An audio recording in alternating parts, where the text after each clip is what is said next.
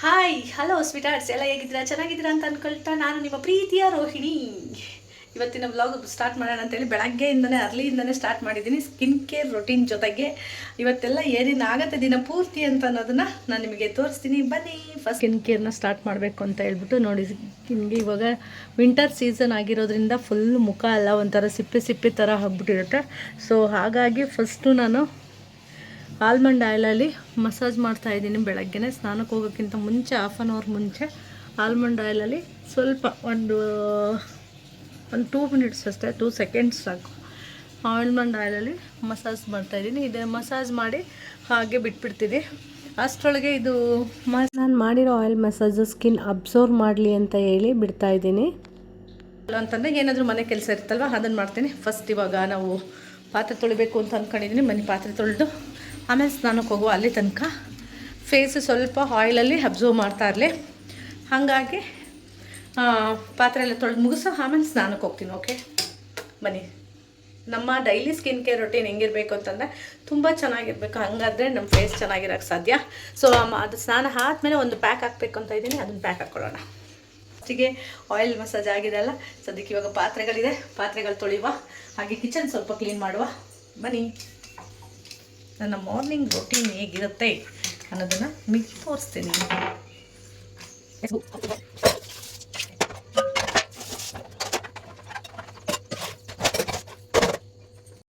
ನಾನು ಕೆಲಸ ಎಲ್ಲ ಮುಗಿಸಿ ನೋಡಿ ಸ್ನಾನ ಮಾಡಿ ಬಂದಿದ್ದೀನಿ. ಇವಾಗ ಅಡುಗೆ ಕೆಲಸ ಸ್ಟಾರ್ಟ್ ಮಾಡಬೇಕು. ಅಡುಗೆ ಕೆಲಸ ಅಂತಂದರೆ ಇವತ್ತು ಏನೇನು ಮಾಡ್ತೀನಿ ಅಂತಂದರೆ, ನನ್ನ ಪ್ರೀತಿಯ ಲವ್ಲಿ ಗೆಸ್ಟ್ ಮನೆಗೆ ಬರ್ತಾ ಇದ್ದಾರೆ. ಸೊ ಅದಕ್ಕಾಗಿ ಸ್ಪೆಷಲ್ ಅಡುಗೆ ಎಲ್ಲ ಬರೋದ್ರಿಂದ ಬಿರಿಯಾನಿ ಮಾಡಿ ಚಿಕನ್ ಸಾಂಬಾರು ಮಾಡೋಣ ಅಂತ ಅಂದ್ಕೊಂಡಿದ್ದೀನಿ. ಬಿರಿಯಾನಿ ಜೊತೆಗೆ ಮೊಸರು ಬಜ್ಜಿ ಮಾಡೋಣ ಅಂತ ಅಂದ್ಕೊಂಡಿದ್ದೀನಿ.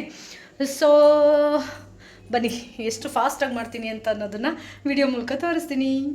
ಹಾಗೆ ಒಂದು ಫೇಸ್ ಮಾಸ್ಕ್ ಹಾಕ್ಕೊಂಡು ಆಮೇಲೆ ಸ್ಟಾರ್ಟ್ ಮಾಡ್ತೀನಿ. ಫೇಸ್ ಮಾಸ್ಕ್ದು ನಂದು ಶಾರ್ಟ್ಸಲ್ಲಿ ಹಾಕಿರ್ತೀನಿ. ಅದನ್ನು ತುಂಬ ಕೆಲಸಗಳ ಒತ್ತಡ ಇದ್ದರೂ ಕೂಡ ನನ್ನ ಸ್ಕಿನ್ ಕೇರ್ ಕೂಡ ಅಷ್ಟೇ ಮುಖ್ಯವಾಗಿರುತ್ತೆ. ಹಾಗಾಗಿ ಸ್ಕಿನ್ ಕೇರ್ ಮಾಡ್ತಾ ಇರ್ತೀನಿ ನಾನು. ಅದ್ರದ್ದು ಓಮ್ ರೆಮಿಡಿ, ಓಮ್ ಇಂಗ್ರೀಡಿಯೆಂಟ್ ಬೇಕಂತಂದರೆ ಶಾರ್ಟ್ಸ್ ವಿಡಿಯೋದಲ್ಲಿ ಅಪ್ಲೋಡ್ ಮಾಡಿದ್ದೀನಿ. ಅದನ್ನು ನೋಡ್ಕೊಂಡು ನೀವು ಕೂಡ ಸ್ಕಿನ್ ಕೇರ್ ಮಾಡ್ಕೊಳ್ಳಿ. ಹಾಯ್ ಫ್ರೆಂಡ್ಸ್, ನೋಡಿ ಮುಖ ಎಲ್ಲ ವಾಶ್ ಮಾಡಿ ಇವಾಗ ಕುಕ್ಕಿಂಗ್ ಕಡೆ ಗಮನ ಕೊಡಬೇಕಾಗಿದೆ. ಸೊ ಹಾಗಾಗಿ ಕುಕ್ಕಿಂಗ್ ಮಾಡೋಣ ಅಂತ ಬಂದಿದ್ದೀನಿ. ಆಮೇಲೆ ರೆಡಿ ಆಗ್ತೀನಿ. ಫಸ್ಟಿಗೆ ಕುಕ್ಕಿಂಗ್ ಮಾಡ್ಕೊಬಿಡುವ, ಬಿರಿಯಾನಿ ಮಾಡ್ಕೊಳ್ಳುವ. ಸಾಂಬಾರು ನೋಡಿ ಆಲ್ರೆಡಿ ನಾನು ಫೇಸ್ ಪ್ಯಾಕ್ ಹಾಕಿರೋದ್ರಿಂದ ಸಾಂಬಾರು ಮಾಡಿಟ್ಟಿದ್ದೀನಿ. ಆಲ್ರೆಡಿ ಸಾಂಬಾರು ರೆಡಿ ಆಗ್ತಾಯಿದೆ. ನಾನು ಸ್ವಲ್ಪ ಮಾಡಬೇಕು ನೋಡಿ. ಸಾಂಬಾರು ರೆಡಿ ಆಗ್ತಾಯಿದೆ. ಆಲ್ರೆಡಿ ಬಿರಿಯಾನಿಗೆ ಒಗ್ಗರಣೆಗೆ ಇಟ್ಕೊತಾ ಇದ್ದೀನಿ. ಈರುಳ್ಳಿ ಹಾಕ್ತಾಯಿದ್ದೀನಿ. ನಾನು ಈರುಳ್ಳಿ ಅಂತಂದರೆ ಕಟ್ ಮಾಡಿ ರೆಡಿ ಮಾಡಿ ಇಟ್ಕೊಂಡಿಲ್ಲ. ಕಟ್ ಮಾಡಿ ಕಟ ಅಂತ ಹಾಕ್ತಾರೆ. ನನಗೆ ಚಾಕು ತಗೊಳ್ಳಿ.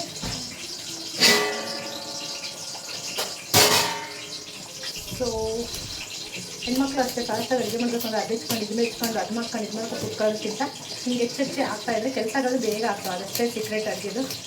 ಹೆಚ್ಚಕ್ಕೊಂದ್ಸರಿ ಕೂತ್ಕೊಳ್ಳೋದು, ಆದಮೇಲೆ ಒಂದ್ಸರಿ ಕೂತ್ಕೊಳ್ಳೋದು, ಈ ಥರ ಮಾಡ್ಕೊಂಡಷ್ಟು ಕೆಲಸಗಳು ತುಂಬ ಜಾಸ್ತಿ ಆಗುತ್ತೆ. ಅದಕ್ಕೆ ನಾನೇನು ಮಾಡ್ತೀನಿ ಅಂದರೆ ಹೆಚ್ಕೊಂಡು ಹಂಗೆ ಹಾಕ್ಬಿಡ್ತೀನಿ. ಉರಿ ಸ್ವಲ್ಪ ಮಿನಿಟಲ್ಲಿ ಇಟ್ಕೊಂಡಿರ್ತೀನಿ.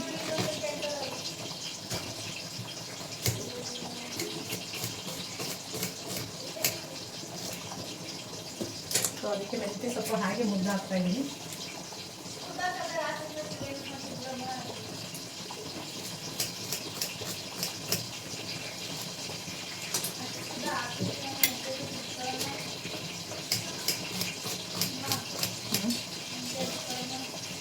ಆದರೆ ಇದ್ರೊಳಗಡೆ ಮೆಂತ್ಯ ಫುಲ್ ಖಾಲಿ ಆಗಿದೆಯಮ್ಮ ಮಕ್ಕಳು.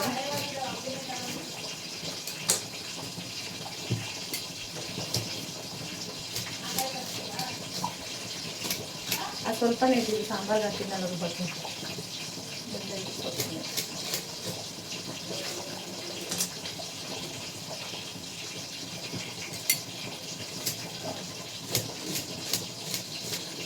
ನಾನು ಅಡುಗೆ ಕೆಲಸ ಬೇಗ ಬೇಗ ಪಟಪಟ ಅಂತ ಮಾಡೋದು ಹೇಗೆ ಅಂತ ಅಂದರೆ, ಎಲ್ಲ ಹೆಚ್ಚಿ ಒಂದು ಸಾರಿ ರೆಡಿ ಮಾಡ್ಕೊಂಡು ಕೂತ್ಕೊಳ್ಳಲ್ಲ. ಹಾಗೆ ಪಟಪಟ ಅಂತ ಹೆಚ್ಚು ಹಾಕ್ಬಿಟ್ಟು ಬೇಗ ಟಕ್ ಟಕ್ ಅಂತ ಅಡುಗೆ ಮಾಡಿ ಮುಗಿಸ್ಬಿಡ್ತೀನಿ.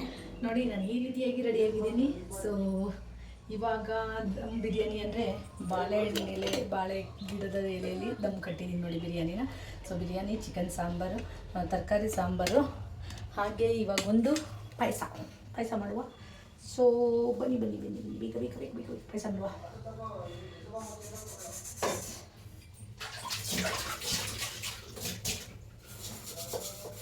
ಪಾಯಸ ಮಾಡಿ ರೈಸ್ಗೆ ಇಟ್ಟರೆ ಇನ್ನೊಂದು ಮುದ್ದೆ ಒಂದು ಮಾಡಬೇಕಾಗತ್ತೆ. ಮುದ್ದೆ ಒಂದು ಆಮೇಲೆ ಮಾಡಿದ್ರೆ ಆಯಿತು. ರೈಸ್ಗೆ ಒಂದು ಬಿರಿಯಾನಿ ಮಾಡಿ ತಂಗಿಗೆ ಒಂದು ಸ್ವಲ್ಪ ಬಿರಿಯಾನಿ ಕೊಟ್ಟು ಕಳಿಸ್ಬೇಕು. ಅವಳಿಗೆ ಬಿರಿಯಾನಿ ಅಂದರೆ ಇಷ್ಟ. ಸೊ ಹೌದಾ ಸಾಕ ನಿಮಗೆ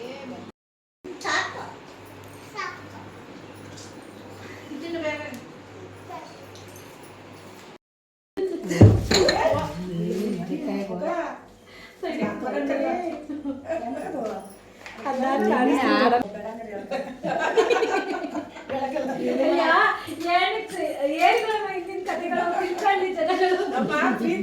ಗೊತ್ತಾ ಏನಂತ ನೀನು ಅದೆಲ್ಲ ಹೇಳಿ ಇಂಟ್ರೆಸ್ಟ್ ಕೇಳ್ತಾನಿಲ್ಲ ಅಂತಮ್ಮ ಇನ್ನೊಂದು ಕತೆ ಹೇಳಿ ಅಂತ ಅಪ್ಪ ಕುದುರೆ ಮೇಲೆ ಕುದುರೆ ಮೇಲೆ ಹೋಯ್ತೆ ಅಂದ್ರೆ ಖುಷಿ ಆಗ ಗೆಯ್ಯಾಗಿದ್ದಲ್ಲ ಮಗ ಅವಳೇನೋ ಕರಗೈತೆ ಅನ್ಕೊಳ್ಳ ಪುಟ್ಟಿ ಹಾಕಿಲ್ಲ ಹಂಗೆ ಹಾಕ್ಯವಳೆ ಇದು ಮಾಡಿದೆ ಫುಲ್ ಸ್ಮ್ಯಾಶ್ ಮಾಡಲಿ ಅಷ್ಟೇ. ಸಿಪ್ಪೆ ಹಾಕಲಿಲ್ಲ.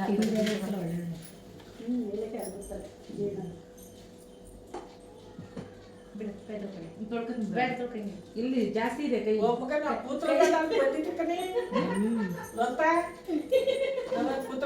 ಬಂದಿಲ್ವಾ ನಮ್ಮನ್ ಕಣ್ಣು ಎಲ್ಲೋ ಇದ್ ನೋಡಕ್ಕೆ ಅಲ್ಲೇ ಬಂದೈತಿ ನಾವು ಕೂತಿರೋದಲ್ಲ ನಾನ್ ಮಧ್ಯ ಈ ಕಡೆ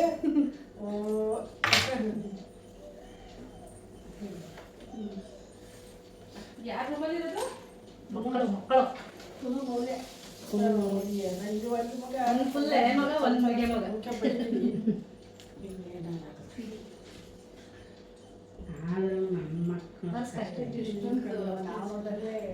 ಲಲಿತಕ್ಕನಷ್ಟು ಕಷ್ಟ ಯಾರು ಬೆಳಿಗ್ಗೆ ಹೋದ್ರು ಬೆಳಗ್ಗೆ ಹೊಸ್ಕೊಂಡಿರ್ತೀಯ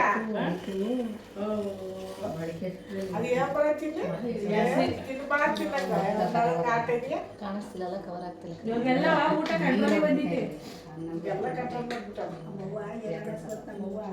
ಒಂದು ನಾವು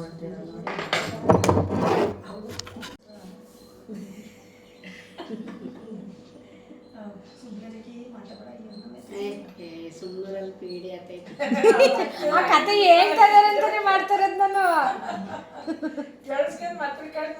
ಆಮೇಲೆ ಅದ್ ಬೇರೆ ಅಲ್ಲಿ ಯಾರ್ಯಾರ ಇದಾಗಿ ಅವ್ರು ಹಿಂದಿನ ಕತೆ ಹೇಳ್ತಾ ಇರೋದು. ಅದೇ ಕೇಳಕ್ಕೆ ಇಂಟ್ರೆಸ್ಟ್.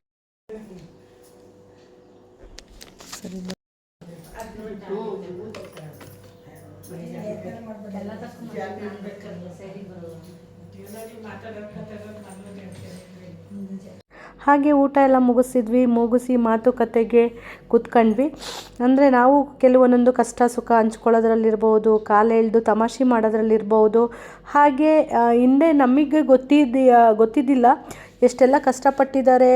ಆಮೇಲೆ ಕೆಲವೊಂದೊಂದು ಟೈಮ್ ಎಷ್ಟು ಕಷ್ಟ ಆಗ್ತಾಯಿತ್ತು. ಹಿಂದಿನ ಕಾಲದಲ್ಲಿ ಯಾವ ಥರ ಎಲ್ಲ ಮದುವೆ ಮಾಡ್ತಾಯಿದ್ರು, ಎಷ್ಟು ರೂಪಾಯಿಗೆ ಏನೇನು ಸಾಮಾನು ಸಿಗ್ತಾಯಿತ್ತು, ಇವಾಗ ಎಷ್ಟು ರೂಪಾಯಿಗೆ ಏನೇನು ಸಾಮಾನು ಸಿಗುತ್ತೆ, ಇದ್ರ ಬಗ್ಗೆ ಎಲ್ಲ ತುಂಬ ಡಿಸ್ಕಸ್ ಮಾಡ್ತೀವಿ ಒಟ್ಟಿಗೆ ಕೂತಾಗ. ಫ್ಯಾಮಿಲಿ ಅಂದರೆ ಅದಲ್ವಾ. ಹಿಂದೆ ಎಲ್ಲ ಏನು ನಡೆದಿರ್ತಿತ್ತು, ಅವ್ರ ಅಪ್ಪ ಅಮ್ಮ ಹೆಂಗಿರ್ತಾಯಿದ್ರು, ನಮ್ಮ ಅಪ್ಪ ಅಮ್ಮ ಹೇಗೆ ಬೆಳೆದ್ರು, ನಮ್ಮ ಅಪ್ಪ ಅಮ್ಮಂದು ಚಿಕ್ಕ ಲೈಫ್ ಹೇಗಿರ್ತಾಯಿತ್ತು, ಅದನ್ನೇ ತುಂಬ ಕಾಲ ಹಿಂದೆಗಳಲ್ಲಿ ನೆನೆಸ್ಕೊಳ್ತೀವಿ ಅಂತಲೇ ಹೇಳ್ಬೋದು. ಬಟ್ ಅದಕ್ಕಿಂತ ಫಾರ್ವರ್ಡ್ ಆಗಿರುತ್ತೆ ನಮ್ಮ ಲೈಫು, ಇನ್ನು ಫಾರ್ವರ್ಡ್ ನಮ್ಮ ಮಕ್ಕಳು ಲೈಫ್ ಆಗಿರುತ್ತೆ. ಸೊ ಹಾಗಾಗಿ ಎಲ್ಲ ಸೇರಿದಾಗ ಕೆಲವೊಂದೊಂದು ವಿಷಯಗಳ ಬಗ್ಗೆ ಚರ್ಚೆ ಮಾಡ್ತಲೇ ಟೈಮ್ ಪಾಸ್ ಆಗಿರುತ್ತೆ ಅಂತಲೇ ಹೇಳ್ಬೋದು. ನನಗಂತೂ ಫುಲ್ಲು ಖುಷಿ ಫ್ಯಾಮಿಲಿ ಮಧ್ಯದಲ್ಲಿದ್ದಾಗ. ಕೆಲವೊಂದೊಂದು ಶೇರ್ ಮಾಡ್ಕೊಳ್ತಾ ಇರ್ತೀವಿ, ಹಂಚ್ಕೊಳ್ತಾ ಇರ್ತೀವಲ್ವ, ಅದು ತುಂಬ ಖುಷಿ ಕೊಡುತ್ತೆ ಅಂತಲೇ ಹೇಳ್ಬೋದು. ಯಾಕೆ ಅಂತಂದರೆ ಎಷ್ಟೋ ವಿಷಯಗಳು ನಮಗೆ ಗೊತ್ತೇ ಇರಲ್ಲ, ಎಷ್ಟೋ ವಿಷಯಗಳು ನಡೆದಿರುತ್ತೆ, ಆಮೇಲೆ ನಾವು ಹುಟ್ಟಿರ್ತೀವಿ. ಸೊ ಹಾಗಾಗಿ ಹೀಗೆ ಮಾತಾಡ್ತಾ ಟೈಮ್ ಆಗೇ ಹೋಯಿತು. ಸೊ ನನ್ನ ವಿಡಿಯೋನ ಮುಗಿಸೋ ಟೈಮ್ ಬಂದಿದೆ ಫ್ರೆಂಡ್ಸ್. ಮತ್ತೆ ಮುಂದಿನ ವ್ಲಾಗಲ್ಲಿ ಸಿಗೋಣ ಅಂತ ಹೇಳ್ತಾ ಇವತ್ತಿನ ವಿಡಿಯೋನ ಇಲ್ಲಿಗೆ ಮುಗಿಸ್ತಾ ಇದ್ದೀನಿ. ಏನಕ್ಕೆ ಅಂತಂದರೆ ಇನ್ನೆಲ್ಲ ಹೊರಟರು ಒಬ್ಬರಿಂದ ಒಬ್ಬರೇ. ಅದಕ್ಕೋಸ್ಕರ ಬಾಯ್, ಆಲ್ ಟೇಕ್ ಕೇರ್.